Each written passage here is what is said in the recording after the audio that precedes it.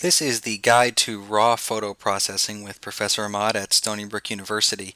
And so I'm going to walk you through the process of opening a RAW file through Adobe Bridge, processing it in Adobe Camera Raw, and saving it as a JPEG for final use on a website or publication. In any case, we're going to open up Bridge over here. You can see that's this icon.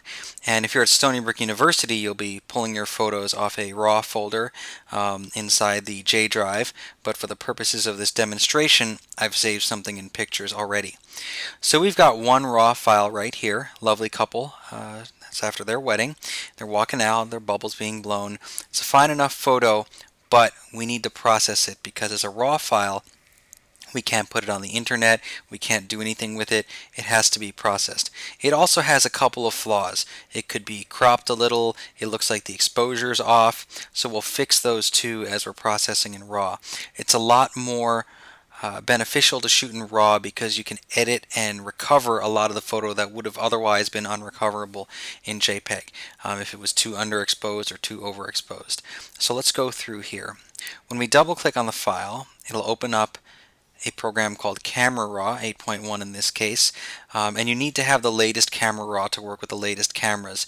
The Camera Raw that is not up to date can't open up the latest cameras that are out there. To give you an orientation about how Camera Raw works, it gives you all the controls at your fingertips versus kind of going through here in Photoshop and they're buried in the menus. And so you can make all your adjustments right away instead of having to do them piecemeal in Photoshop.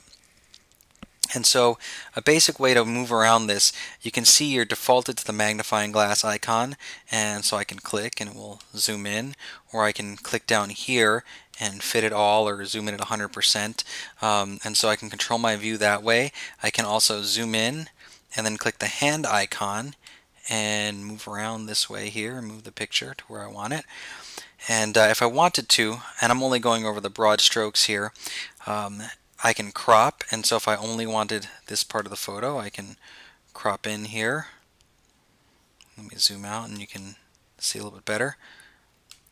I can crop there, and I can double click and it will crop the photo to this mark here, although in this case I'm going to click on crop again and hit escape. If I wanted to straighten out the image, if it was a little bit tilted, I can draw the straight line and it will crop and fix the tilt on the image. In this particular instance, I don't think I wanted to do that. Whoops. And so I will get rid of that tilt adjustment I just made. So you can crop here, you can fix a tilt here, you can zoom in here, and you can grab this over here. If the photo was shot completely or oriented completely the wrong way, you can actually flip it with those tools over there. So in any case, those are the big broad strokes up here. Over here, this is the main panel we're concerned with. It's the basic adjustments panel.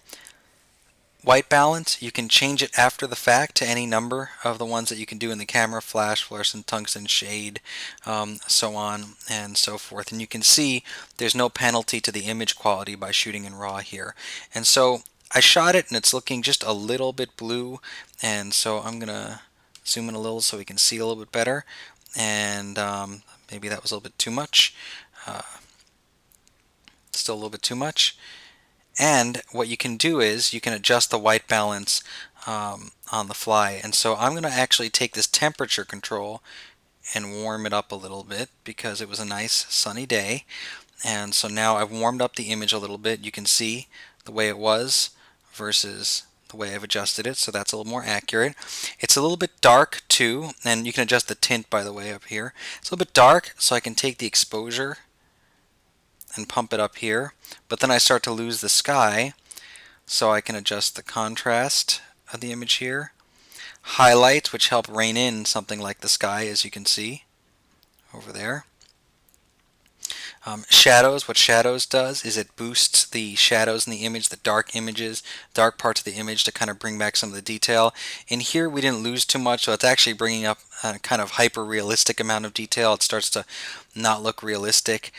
So you can control the highlights, save the blown highlights over there, or you can control the shadows with this. White just sets the white point on your histogram here. It's a pretty balanced histogram in this case, so I don't need to adjust the whites too much. probably just a little bit to give it a little bit more white, and then the blacks kind of adjust the histogram to just add deeper blacks here, and so that's over there. Clarity is a form of sharpening. It kind of defines the edges by adding almost a shadow around it. As you can see, it can really make things look unnatural, and so use this slider with caution. Vibrance and saturation control the amount of color in the photo. You can desaturate it and it gets completely black and white, though there are better ways to do it. And so those are the broad strokes there. To give you an idea, if I went back and I went back to the defaults, you can see the difference there. So here is processed, and here is the defaults. I'm going to crop out that person's arm too over here in the corner, and we'll go with that there. And see if we can keep as much of that as possible. And so we'll do that. And then what you can do is, if the image is a little bit noisy, which in this case it's pretty good, you can see a little bit of grain, but not too much grain.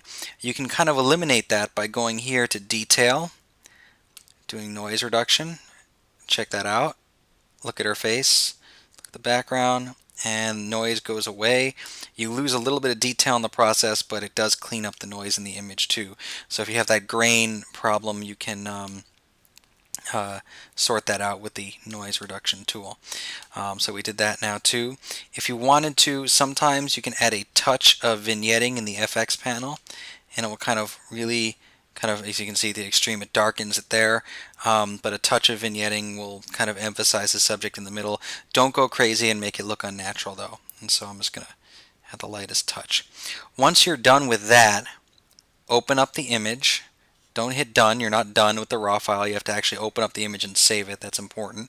So you can open up the image, and now you're in Photoshop. Raw files don't add the sharpening that JPEG files do, and so you just need to do one last step here, second to last step actually, is go to Filter, Sharpen, and then Unsharp Mask. I'm going to hang on that one for a second.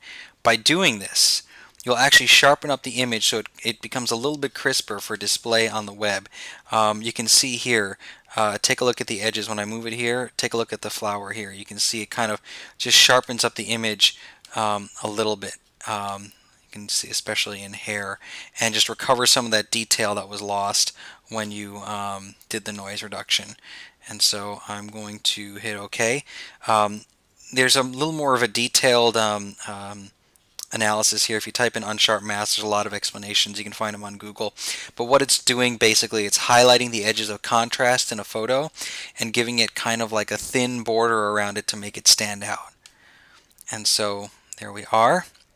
Photo has been processed. Once it's been processed, you go to File, File Info, and you can add your information here. The creator is me, Wasim Ahmad, and if we were doing journalism, we'd probably fill out as much of this as possible for one, but the key here is caption. And so if you were typing a caption, you'd want to put it here in the description box. And so the caption will go in the description box over here. You can see where I've just typed that. And so whatever's in there will travel with the file forever. Really important. Hit OK. And then the last step is File, Save As you can see I'm doing here. And you take that file, and normally you'd have a selects folder, so I'm going to go to my selects folder. In this case, it's I just put in Occupy Wall Street, but whatever you're working in, and you give it a name, and this would be 2013-09-04 wedding. And so I've given it the date, the year, month, day, and then a slug so I can find it later, and this would be the first in a series of photos. And the key is I'm saving it to my selects folder. So I'm finding the photos in the raw folder in Bridge, and when I'm doing my final save as in Photoshop, I'm saving it in the selects folder. I'm making sure the format is JPEG, which is a universal standard, and then I do my save into the selects folder at maximum quality for the highest quality possible. And then I can close it, and you'll see inside my selects folder I have a final edited copy of the photo. I'm going to pull that up alongside the original raw photo to show you the difference. Photo dump. And so here's the original raw photo, and there's the edited version.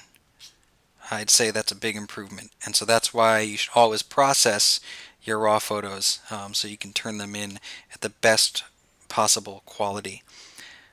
That concludes the raw processing discussion, and you can see me if you have any questions. Thank you.